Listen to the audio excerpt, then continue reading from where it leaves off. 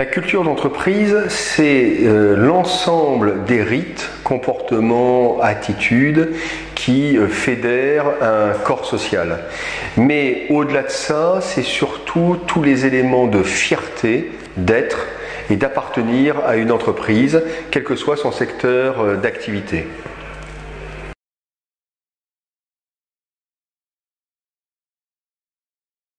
On parle beaucoup de jeunes générations, nouvelles générations.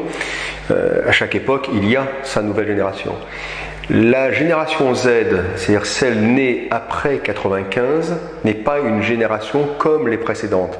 Je les ai baptisés depuis longtemps les mutants, tout simplement parce que cette génération a inventé un monde qui ne tient pas compte des générations précédentes. Un monde évidemment hyper connecté, un monde dans le partage, un monde évidemment dans l'usage complet, total des réseaux sociaux. Et donc cette génération va apporter beaucoup plus de transversalité, beaucoup plus d'horizontalité dans les organisations et va imposer de repenser les modèles de management. Mais en plus, cette génération, cette nouvelle génération, donc les Z, va réhabiliter l'intergénérationnel.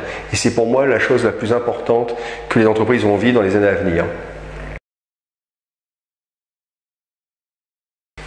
Les grands enjeux de demain dans le monde de l'entreprise, c'est évidemment l'enjeu culturel, parce que les entreprises qui survivront, les entreprises qui gagneront, seront celles qui seront capables de faire de leur culture leur bien le plus précieux. Donc la culture. 2, l'enjeu de management.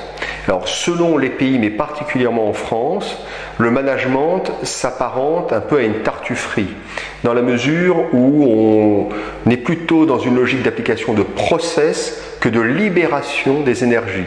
Or, le management est un management libérateur. 3e défi, évidemment extrêmement important, apprendre enfin à vivre dans un monde connecté, 24/24, vivre avec des usages numériques vis-à-vis desquels nous n'avons aucun recul, c'est-à-dire 2-3 ans, et faire en sorte que de ce monde numérique, on soit capable d'en tirer le meilleur pour l'entreprise, mais surtout pour les humains qui la composent.